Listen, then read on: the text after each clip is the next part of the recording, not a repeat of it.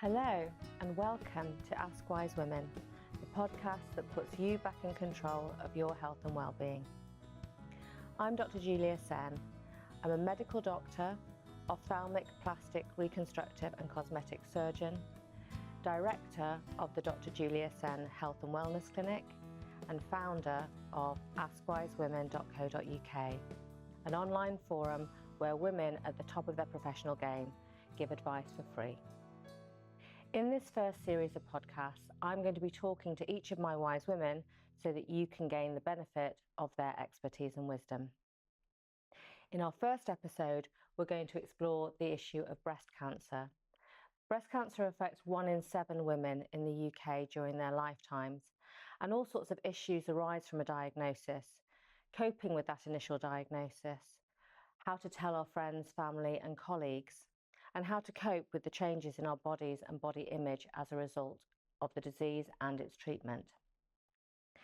So in this first episode, I'm going to be talking to somebody who has experienced breast cancer, been through treatment and had to tackle all of those difficult issues. So I'd like to welcome to the podcast the lovely Jeanne Farley. Hello, Julia. Thank you so much for being here. It's rather exciting. That's not what you said earlier. So Jeanne, as anyone who knows her will tell you, she is wise and multi-talented. But the reason I was really keen to have her as our very first guest was because I think her wisdom will touch a chord with many people who will be able to benefit from her experience. So today, Jeanne is going to talk to me about breast cancer and her experience of it. So Jeanne, thank you again. So first of all, you're good news, lots of good news recently. Yes, yeah, I'm 5 years down the line, 5 years cancer-free. 5 years cancer-free. Yeah, which seems unbelievable. In some ways, it seems just, it happened a few days ago. In other scenarios, it seems a long time ago, but it's nice to be in this position. Absolutely, and I'm sure that will give people a lot of hope just hearing that. So let's take you back to just before your journey began. So let's take you through, where were you a month before your journey began in your life? That would be November 2018. I'd lost my dad to cancer the year before, which was very sudden. We didn't have much preparation for that, so that was really hard. I was just getting over that. I'd just come back from a long weekend in Frankfurt with some friends, enjoying life, working, looking after grandchildren, a lot going on, when a few days later, following from that trip, I discovered a lump in my left breast. So I went into panic mode, as I think most people would do. Contacted the GP straight away, got in the next day. It was confirmed as a lump. I was then on a 2-week pathway to be seen within the NHS. That was less than 2 weeks, and I was seen and diagnosed very quickly, and surgery was then planned for after Christmas in January. Okay, so your first interaction when you were referred into the hospital, presumably they did some investigations before you saw the specialist. Yeah, the day I went, I saw the lovely Rachel Bright-Thomas, who is the most supportive surgeon ever. She examined me, sent me around. This was at the Breast Haven in Worcester, where I was told, if you're going to get breast cancer, Worcestershire is the best place to get it. Oh, really? Because the care is just unbelievable. I was sent round the other side of the building for ultrasound scan, mammogram, and then went back to see her shortly afterwards, when she said the results would be back in about 3 or 4 days' time. Okay. And when you went for your ultrasound, tell me about that experience.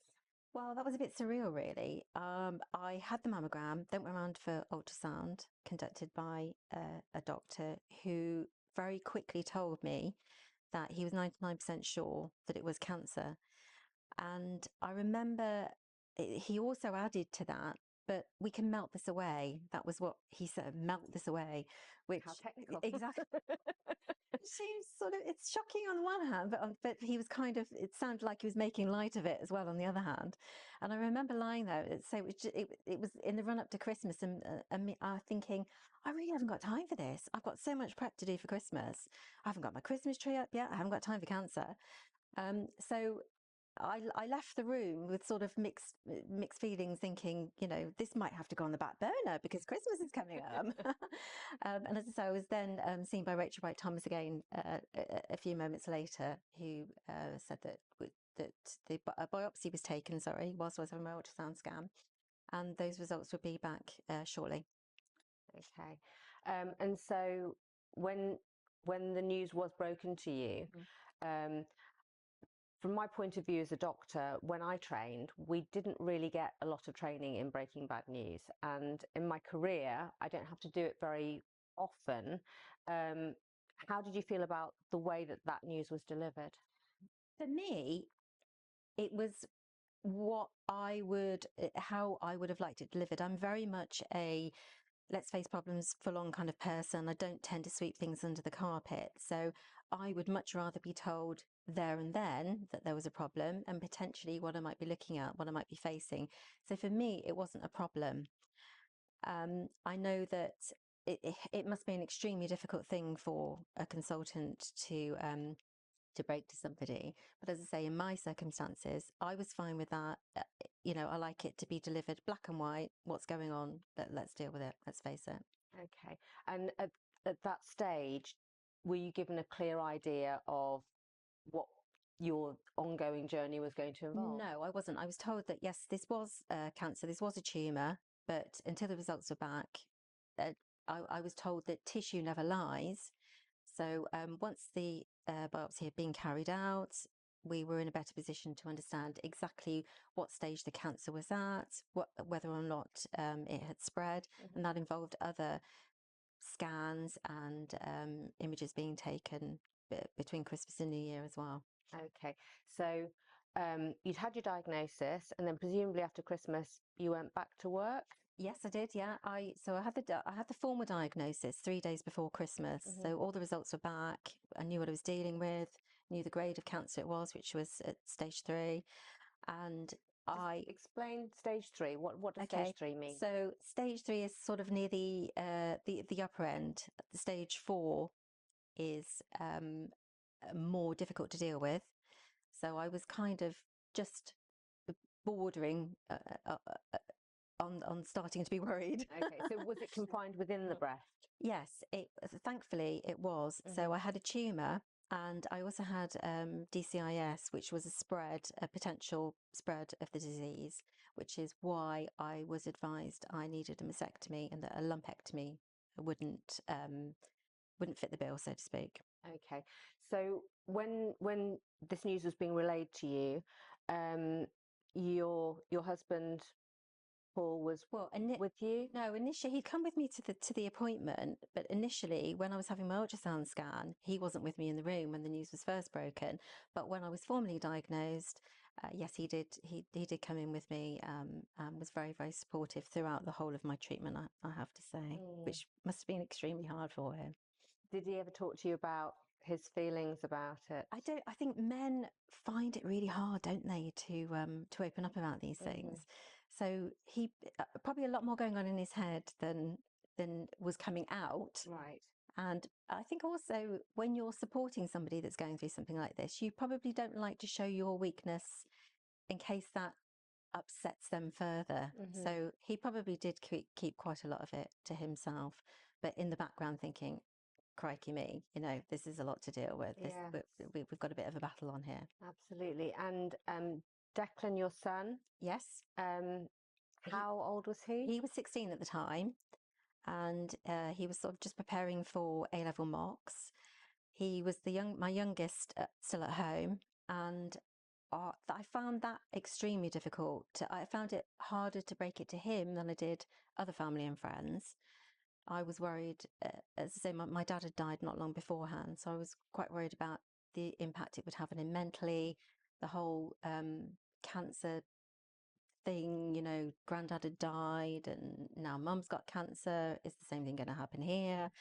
So he was very emotional when I first told him, but we took the decision to tell him in between the biopsy being taken and actually getting the formal results. So the way that we sort of presented it was, I'm going back next week to see the consultant, but we're just giving you the heads up that it's highly likely that I have got cancer.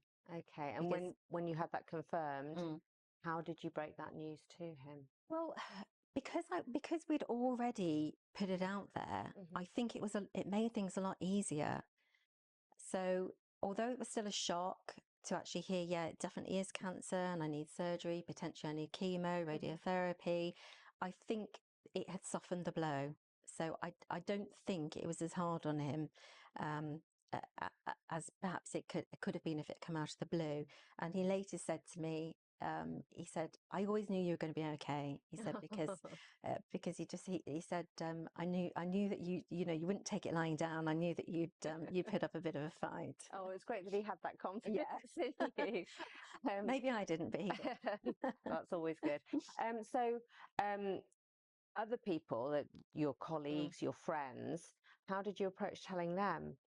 Again, I think that was a lot easier than telling family. But I was very open and honest about it all and told them everything I knew. I didn't hide anything.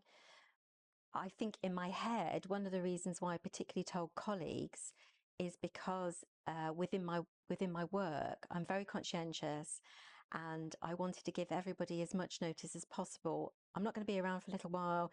We need to make some arrangements for this, that, and the other. I didn't like the idea. It helped me mentally to have prepared before I left work for my surgery and for my treatment, to know that I'd made arrangements and that everybody knew what was happening and this is how you do this is how you do that, you know, and that, I'd say, that helped settle me and prepare me mentally rather than just walking out the door and leaving everyone to it. Yeah, I suppose that's the other thing, isn't it? I mean, as much as you want to focus on your treatment, while you're doing that, you don't want to have that anxiety of, oh, I didn't do this, and is that going okay? And have I left people in the lurch? So I could, well, Yes. for somebody like you particularly. Yeah. My house also had to be clean and tidy as well before I went into hospital. Of course, I would expect nothing less. So in terms of people's reactions, if what advice would you have for, you know, how not to respond when somebody tells you, oh, I've got cancer? Because you must have had all sorts of responses. I think one of the things that was a bit of a common factor was when people would sort of, you know, tap you on the arm or the shoulder and say, oh, you'll be fine, stay positive, stay positive. Now, I know that a lot of the time that was well-meaning, and in such circumstances, a lot of people simply don't know what to say, partly because they may not have been through that themselves or had family and friends been through that thing, but also at the back of your mind, I think you're working overtime, and when someone tells you that, you think, oh God, that could be me, you know. So you're really stumped. I think some people are as to what to say. But no, staying positive and you'll be all right isn't particularly helpful, because scientifically, you know, cancer doesn't listen to somebody that says, positive, it will be fine, you know, it doesn't go away. So I would say probably move away from that. I think the biggest thing, the nicest thing you can do for somebody going through this kind of thing is to give them space. And one of the things that I really, really appreciated was that my friends, my family, my colleagues, my employer at the time gave me plenty of space to digest the information, deal with it. I never felt under pressure to talk about it or to go back to work or anything like that. So it was nice to have that sanctuary of being able to get my head around things and have the time, the space, the quietness. That really, really helped. Okay. So so you start your treatment and you have the mastectomy. I do, yeah. And hormonally, presumably you were forced into menopause? I was when I started my chemotherapy. So I had my surgery middle of January 2019, and then I started chemo in March 2019. And I was advised before I started my chemotherapy, it's likely in a lot of cases, periods become much lighter. In some cases, they stop. And I thought, oh, I won't be so lucky that it would stop. But yay, I was Yeah, within okay. within a month. There's Within my one first at least. session, everything had stopped. So that was good in some ways, but it does force you into an early menopause. And very suddenly as well, because Yes. the natural menopause obviously is a slow burn, isn't it? But you were and combined with my dampening down drugs as well, I'm taking tamoxifen. That also stepped things up a gear as well. So yeah, you're thrown into the menopause. So we'll start with the effect, the mastectomy, the physical aesthetic is obviously not aesthetic, but you know the massive change in your external visible body. Yeah. How did you feel and cope with that? I was 47 when I was diagnosed, and before I had my mastectomy, I was offered DIEP surgery, which is a form of reconstruction that uses your tummy muscles, blood vessels from your tummy, skin. So it's a much more natural effect and look, and much more comfortable. But the thought of DIEP surgery absolutely scared me to death. It was a major operation, 8-9 hours in theatre. I would have had to have gone to Coventry to have this done. It would have been under a different surgeon, and I was already clinging to Rachel Wright Thomas. And I didn't feel at the time that I didn't have the headspace to deal with that. So that would have been at the same time as the mastectomy. Yeah, so I could have had all that done all in one go. But I knew I didn't want that. I didn't think I was ready for that. But I didn't want to wake up flat. I felt that that would be a massive blow to my mental state, and something I thought would be really hard to take on board. So I opted for a silicone implant. So that's where I was when I woke up in January 2019. I then went on to have chemotherapy and radiotherapy, and as I was warned, the treatments really played with my implant, and it became very hard. It became very prominent. I could take a man out at 10 paces with it. It was that hard and dangerous. My clothes didn't sit nicely. It was uncomfortable. So I then started thinking in my head, yeah, this isn't a long-term thing. I could have had it replaced, but the chances were that there was going to be capsulotomy again, and I would end up in the same position. So that's when I started thinking about DIEP surgery, because the option was still there for me if I did want to proceed at a later date. Okay. When you had the chemotherapy, did you suffer hair loss? I did. Yeah, I lost my hair completely, more or less instantly. Yeah, and that combined effect of the changes in your body and the hair, how did that affect you in terms of your body image? I wasn't untouched, but I dealt with it. I just got on with it. I think there's such a lot going on.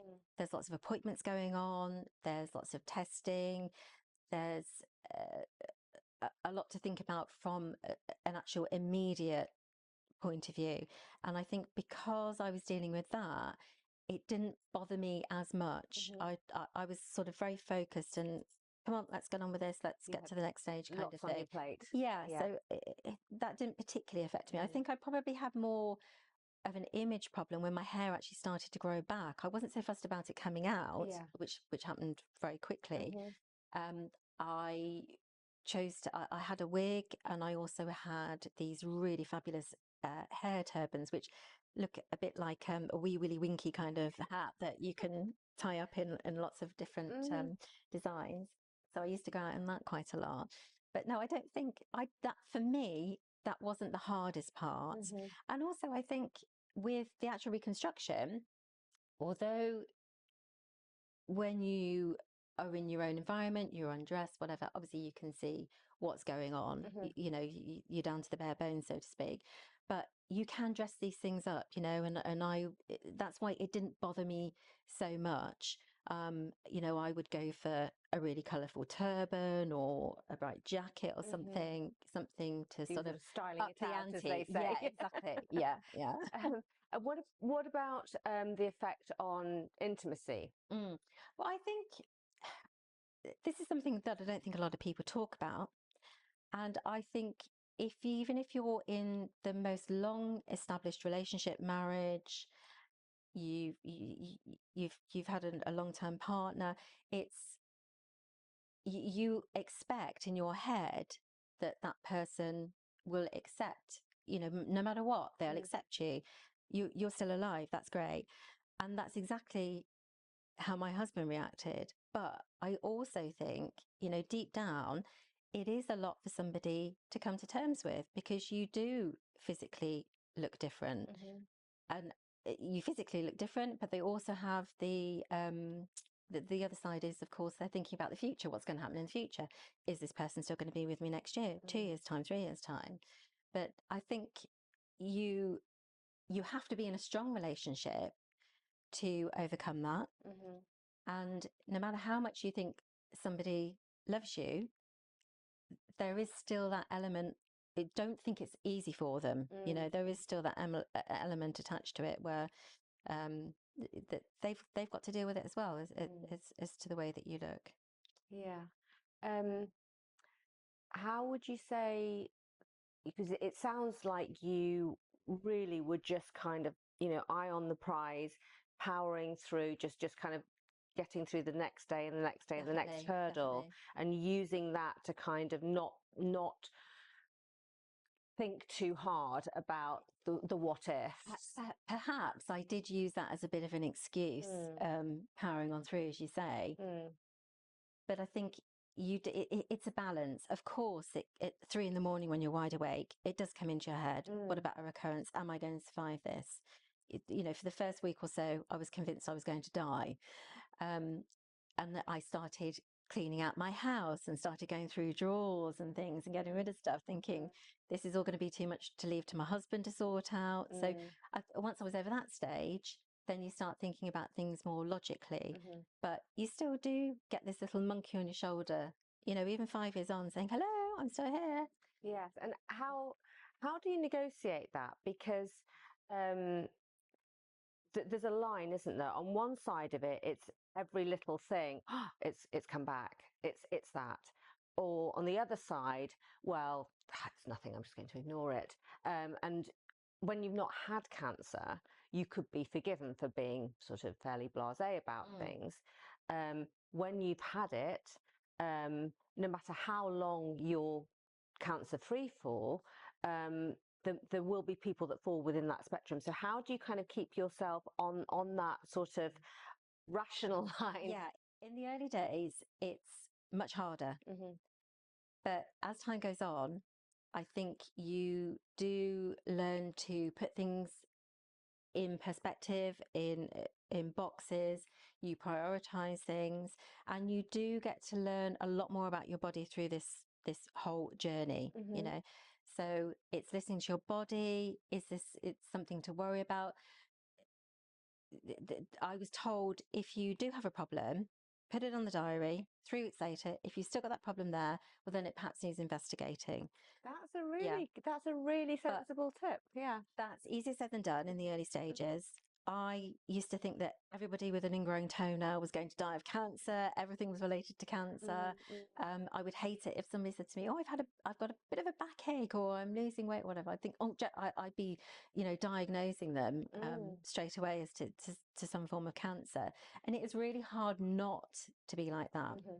But it does get easier as time goes on, and you have good days and you have bad days. As you sort of just alluded to, there are days when you perhaps think, oh, I've got an ache or a pain or whatever, and you think, well, if it's there in 3 weeks' time, I'll perhaps go to the doctor, I'll perhaps investigate it, and you come a little bit more blasé about things, I think, as time goes on. Yeah. Definitely. So I mean, it sounds like you're a formidable force. Your approach, and clearly, you're still here. So it was all good. Do you think it had much of an impact on your mental health? Definitely. Yeah, definitely. And I think I found it harder mentally 4 or 5 years down the line, not long ago, still not long ago, than when I was actually going through it at the time. because I think everything has stopped, you know, so you've come to your last annual check, you're not having bloods taken anymore, etc., etc. And I think then the full enormity of it all, and you're back to normal life, Right. and other people have forgotten about it, then I think it hits you, and then you think, gosh, what have I been through? I've been through such a lot. And that's when I started to sort of have issues mentally, reliving it, worrying about other people, which I sought counselling for, which really helped. But I think deep down, as simple as it sounds, I do think getting back into a normal swing of life, getting back into a normal routine is really, really helpful. You might not feel like it some days, but you'd be surprised. It's a bit like mental health, as in go out for a walk, get some fresh air. You know, you might not think, you might be tired. You might think, oh, all I want to do is just crash out on the sofa. Yeah. But once you make that decision, you get out there and you come back, you think, oh, that's really empowering. Oh, I had a great, you know, I really feel much fresher now. Yeah. And it's a bit like that. I think everyday life is very underestimated. It's interesting because boring life. The way that you describe it, it sounds almost like a sort of post-traumatic stress. I think it is. Yeah, it I is. guess it is. Yeah. It is like a sort of a grief. Maybe it's a grief for the way that the person that you were. I'm definitely a different person, and I definitely think that I have gained more from cancer than cancer has gained from me in lots of different ways. My outlook, new friendships, renewed friendships. There's a lot that I've learned about myself and about life in general, because it's very easy when things are going really well for you in life. It's very easy to sit back and take lots of things for granted, I think. And it's only when something like this happens that it does give you a bit of a wake up and a bit of a shake up. So how do you think you've changed then? What would you say that you do differently? Or well, some people would disagree with this, but I think I'm actually calmer than I was before, and I'm probably more likely to look at a situation or a person a little bit differently and think to myself now, for example, okay, that person may have acted a little strangely. They may have been very abrupt. They may have been rude. But is there something else behind what's going on? Is there something else behind that? So I'm probably more likely to take a step back and not be as judgmental as I was before. And also, I think it really does open up your eyes. It makes you much more have much more empathy with people. You know, other people that are going through things not necessarily cancer related or health related. I think it's made me stop and think, well, how would I feel in that situation? That person needs support. That person needs a bit of a shoulder to cry on. So I think emotionally, it's helped me open up as well a lot. Okay. It's good to know that there are some positives that can be drawn for this. And yes, I'm sure empathy certainly would be one of those. During your journey, I mean, as you know, I'm very interested and passionate about nutrition. Yes. I'm interested to know, were you given any guidance about nutrition during any stage of your treatment? Very little, but I think it's important to sort of mark that up by saying this was in excess of 5 years ago, and I don't know what the current position is, what the current advice is. I was given a big fat leaflet which contained lots of information, and there was a small section about nutrition. And yeah, I was a bit perturbed by the fact that alcohol seemed to be, you know, a bit of a no-no. So tore that page out. Ignore that page, skimmed over. But I think the important thing it would have been great if I'd had a bit more advice. I decided myself to more or less continue as I had done previously, a good balanced diet, exercise. I've never had eaten or drunk anything to excess. So I thought that, I need to keep on that track, because what I didn't want to do is shock my body into some kind of fad diet after everything else it had been through. Yeah. No, I think it's probably an area that could, if it isn't already, it could do with looking at a lot more support. Yes. Yeah. Because your body is shocked in lots of different ways during this treatment. Yeah. I mean, one of the things that maybe diet would be helpful to hair growth when your hair comes back, you know, that would be something that would be interesting to know about. Yes, I think so. I think sometimes feeling that you're doing the right things, anything that you can do. Like you mentioned exercise, going out for a walk and feeling better.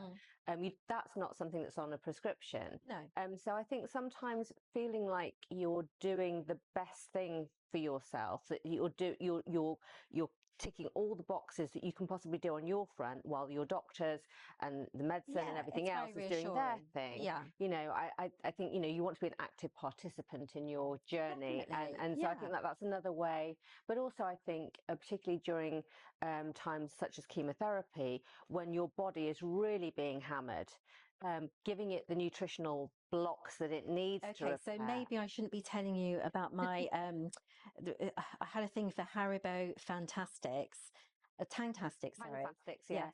And hot noodles. I remember coming home one day.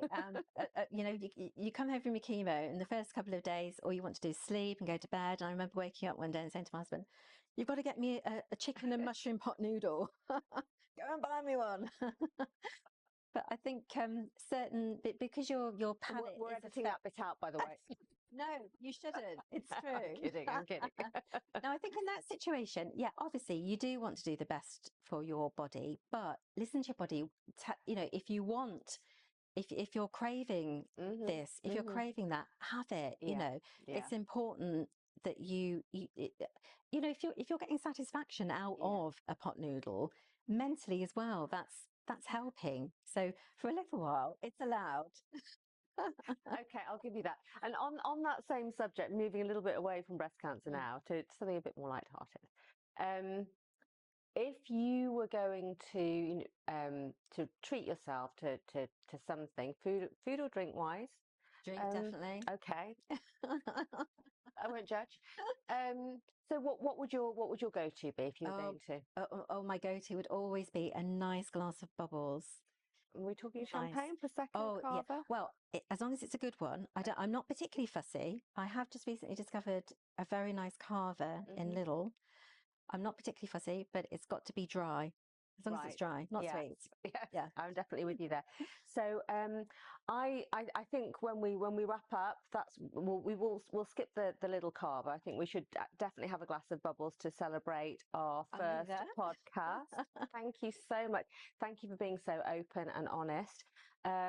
Now we've spent our podcast talking about your journey, which is I knew bits of it, but hearing all the rest of it has been really fascinating, and I'm so in awe of how you've navigated and coped with this. Well, really. I didn't do it alone. I don't get me wrong. I was driving force. I was in the driving seat, but family and friends and colleagues have just been absolutely fantastic.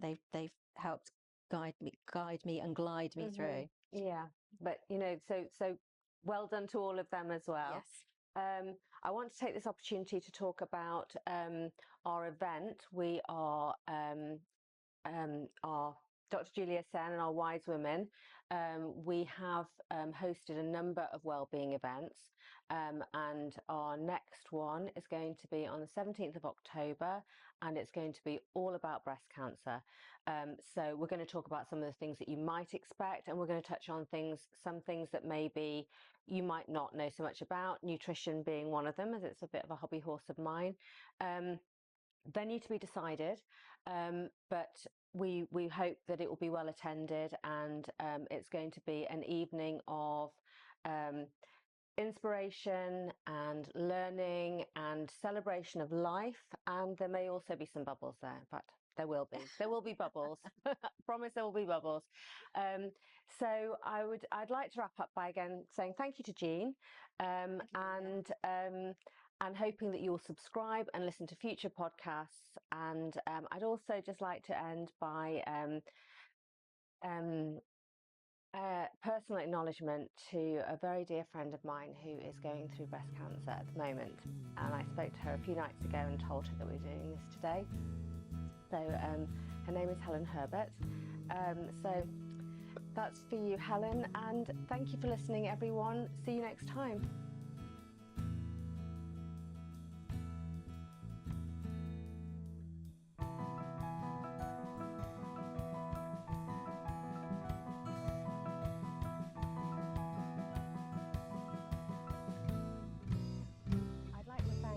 Farley for sharing her experience of breast cancer with us today, and thank you for listening. We appreciate that all women are different and that your experience of breast cancer might be quite different from Jeanne's, in which case we'd love to hear your story, so please email us at askwisewomen.co.uk.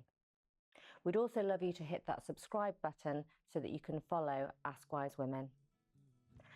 I'd like to thank Dwayne Fredericks for his help in recording this podcast and for High Vis for guiding us and editing the final product.